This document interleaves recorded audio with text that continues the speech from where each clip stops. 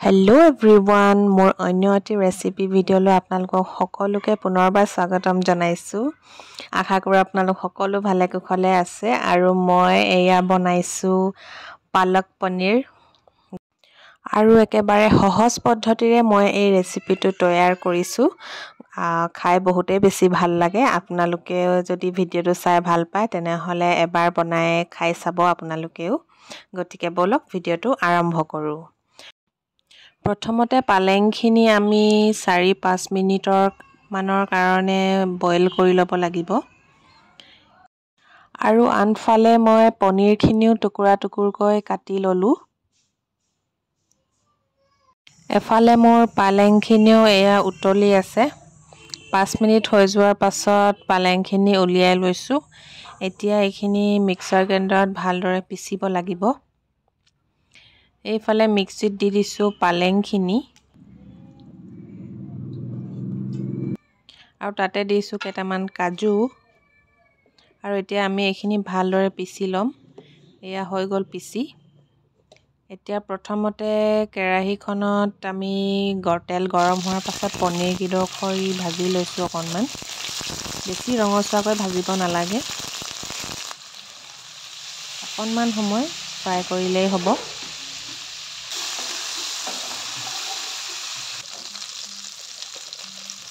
এতিয়া এই ফ্ৰাই কৰি লোৱা পনীৰখিনি আমি উলিয়াই লৈছো। আৰু সেইখিনি তেলতে দিছো এতিয়া পিয়াজখিনি মিহি মিহিকৈ কাটি লৈছো।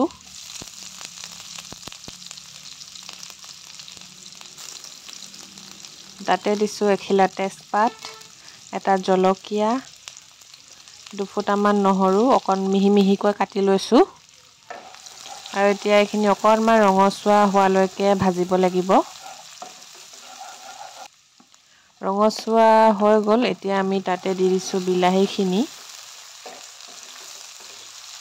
আৰু ইয়াতে দিছো এতিয়া নিমখ, হালধি,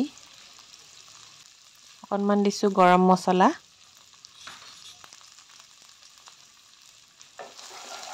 আৰু বিলাহীখিনি ভালদৰে গলি যোৱালৈকে এতিয়া অকণমান সময় ভাজি থাকিব লাগিব।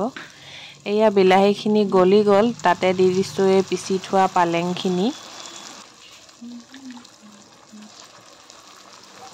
এতিয়া এইখিনি আমি ভালদৰে মিহল কৰি 2-3 মিনিট সময় এনেকৈ সিজাই থাকিব লাগিব।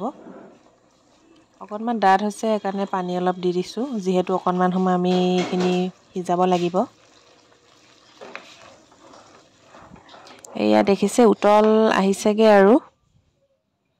এতিয়া এইখিনি 2 মিনিটমান সময় এনেকৈ সিজিবলৈ দিম। আৰু তাতে দিছো অকণমান জালুকৰ গুড়া। জালুকৰ গুড়া দিলে অকণমান খাবলৈ ভাল লাগে, ধুনীয়া টেষ্ট এটা আহে। আৰু এইখিনি ভালদৰে এনেকৈ মিহল কৰি তাতে এতিয়া ফ্ৰাই কৰি থোৱা পনীৰ কিডোখৰি দি দিছো।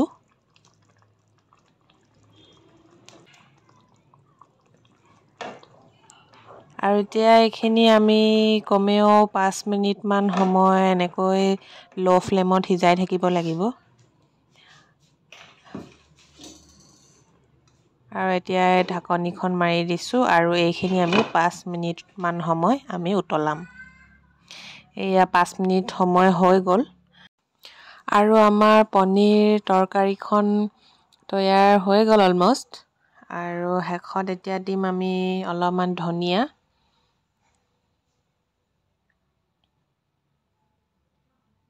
ধনিয়া অকণমান দি দিছো আৰু আমাৰ তৰকাৰী তৈয়াৰ হৈ গ'ল। এতিয়া এইখিনি আপোনালোকে ভাতৰ লগত নাইবা ৰুটিৰ লগত সুন্দৰকৈ পৰিৱেশন কৰিব পাৰে। খাবলৈ খুবেই বেছি ভাল লাগে। আৰু আপোনালোকে যদি ভিডিঅ'টো চাই ভাল পালে তেনেহলে মোৰ চেনেলটো ছাবস্ক্ৰাইব কৰিবলৈ নাপাহৰিব। গতিকে আজিলৈ আহো, অন্য এটা ভিডিঅ'ত লগ পাম বুলি আশা থাকিল। আজিলৈ আহো তেনেহলে, বাই।